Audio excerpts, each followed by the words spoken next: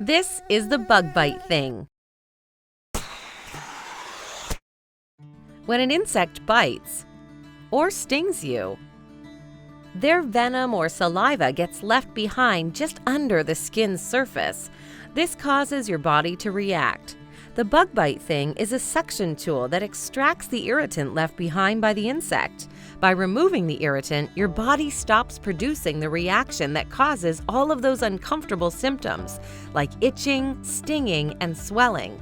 No creams, no chemicals, no medicines. There is nothing to apply, just suction. So it can be used over and over and over again, and it's kid-friendly.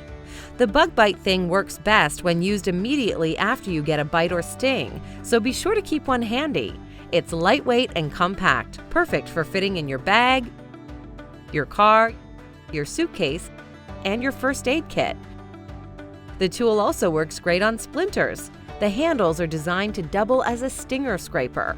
The cap is reversible for smaller suction areas, and the cap is removable for easy cleaning.